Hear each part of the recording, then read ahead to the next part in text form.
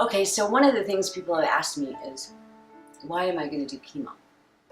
And there seems to be people of two different houses. One is, well, what's the treatment and when do you start? And of course you're going to do it.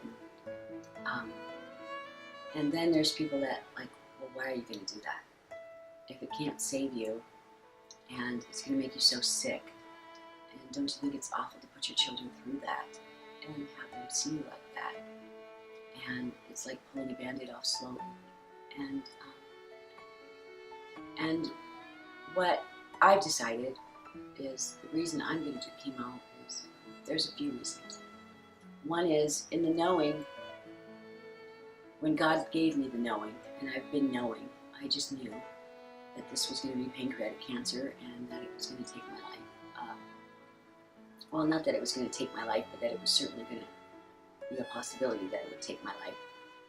I've pictured myself without my hair, with Bible verses written on my head, praising God, and sitting in those chemo chairs with other people that are hopeless, that don't know the love of God, that don't, their hope is in the chemo.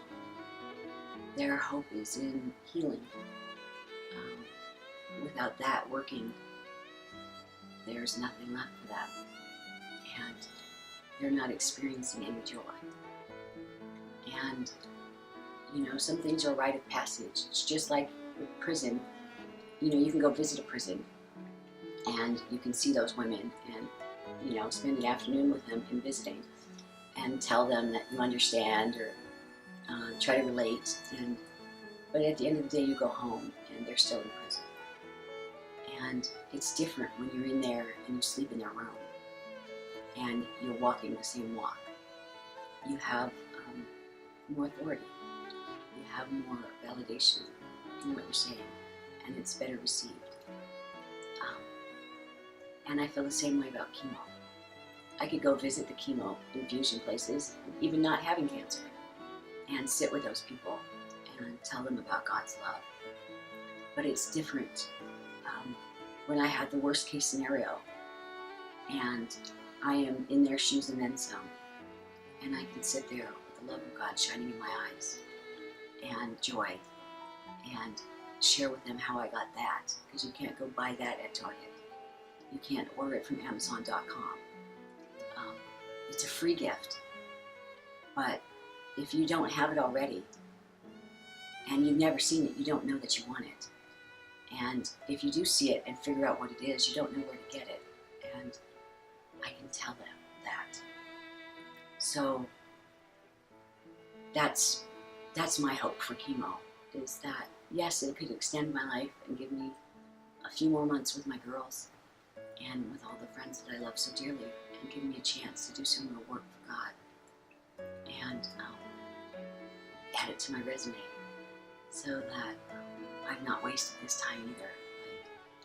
I didn't want to waste my time in prison, and I don't want to waste this time either, however long it might be.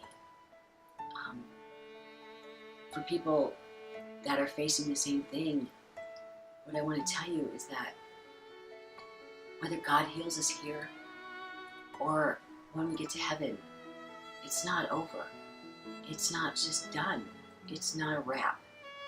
It's just a relocation. And God will use everything, no matter what happens. I mean, God didn't give me cancer. But He will use the fact that I have cancer, and He will use the fact I die of cancer, and He will use every single part of it for something for good. Always for good. And if I kick and scream and cry and be miserable, I put a damper on how much good can come from it. And I don't want to be the one to do that. How shameful. Like, that is just not fair. That's not right for me to put limitations on God.